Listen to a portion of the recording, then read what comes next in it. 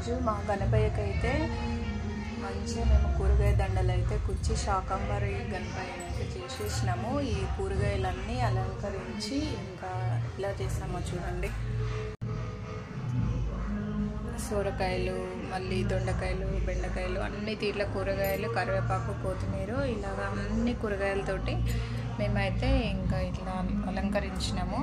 ఇవన్నీ ఈవినింగ్ టైంలో సాంబార్ చేసి ఇంకా కొంచెం బియ్యం పెట్టేసి మిగతా అన్నీ కలిపేసి ఇంకా సాయంత్రం అయితే కొంచెం అన్నదానం లాగా అందరికీ ప్రసాదం లాగా పంచి పెడదామని అనుకున్నాము.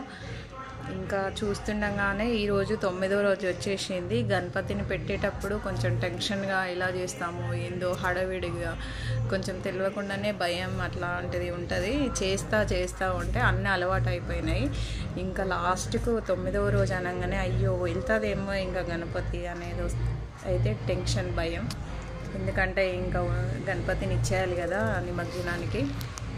నిమజ్జనం అయితే వేయాలి కదా, మరి గణపతిని తప్పదు. ఇంకా మళ్ళీ నెక్స్ట్ ఇయర్ వరకు ఇట్లనే హ్యాపీగా మా మనసులలో నిలిచిపోయి అందరికీ కోరుకున్న కోరికలు నెరవేరి సంతోషంగా అష్టైశ్వర్యాలు ఇచ్చి సంతోషంగా చూసుకోవాలని మనస్ఫూర్తిగా గణనాథుని అయితే కోరుకుంటున్నాను.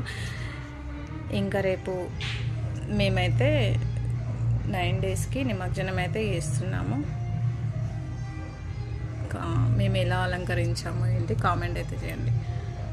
ఇంకా అందరికీ మంచి ఆశీస్సులు ఇవ్వాలని గణపతిని కోరుకుంటున్నాను. అందరూ ఆరతి తీసుకోండి.